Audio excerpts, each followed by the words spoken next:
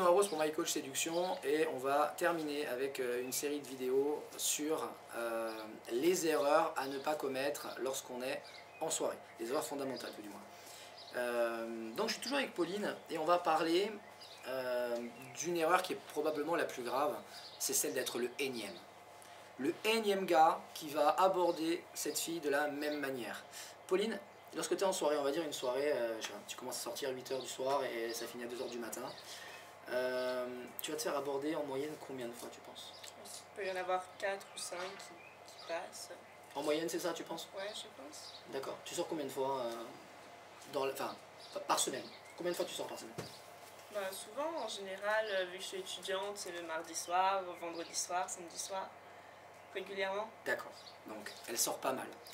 Je vais prendre un cas. Une fille qui sort depuis qu'elle a 18 ans. En général elle commence à sortir avant. Et qui a 22 ans. Elle n'est pas très vieille. Cette fille sort une fois par semaine et elle se fait aborder en moyenne 5 fois, comme elle vient de le dire. Donc là on est bien en dessous des chiffres de Pauline, puisque finalement elle me dit qu'elle sort 2-3 fois par semaine, etc. Et elle se fait aborder 5 fois par soirée. Sachez qu'à l'âge de 22 ans, cette fille s'est fait aborder à peu près 1000 fois. Pas moins de 1000 fois.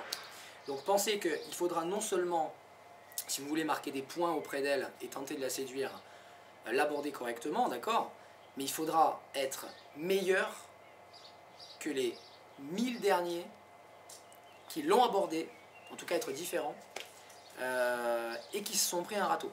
Parce qu'il faut savoir que sur ces 1000 mecs, 90% certainement, voire plus, je suis gentil quand je dis 90%, l'ont abordé en n'étant pas forcément très fin et en commettant toutes les erreurs dont on a pu parler jusqu'à présent. Donc un des exemples, c'est... ah ben, je vais pas le dire. En général, lorsqu'ils t'abordent, ils te disent quoi? Ils te proposent quoi? Ils te disent quoi? S'ils sont pas vulgaires, ça arrive, hein, la vulgarité directement. Oui. Sinon, c'est juste je te paye un verre ou... Voilà. Je te paye un verre. Voilà. Donc déjà, évitez. Elle vient de vous donner une piste, évitez de demander si elle veut boire un verre avec vous. Voilà. Parce que déjà, c'est ce que tout le monde fait. Et de plus, si vous lui payez un verre et qu'elle est un petit peu polie, elle va être obligée de rester en votre compagnie pendant qu'elle boit le verre. Or, elle ne vous connaît pas et elle n'a pas envie de se sentir obligée. Vous êtes en train d'opérer sur elle ce qu'on appelle un lock-in. Ça peut être très utile, on en parlera dans d'autres vidéos, dans certaines étapes de la séduction, à certains moments, mais pas à ce moment-là. À ce moment-là, ça aurait été plus intéressant de lui laisser sa liberté, de l'aborder de manière plus détachée, on en parlera plus précisément aussi, pour lui laisser le choix finalement de s'intéresser à vous ou bien de s'en aller. Et comme elle a le choix, pourquoi pas rester et discuter avec vous. Mais déjà lui payer un verre, vous voyez que ça peut être une erreur.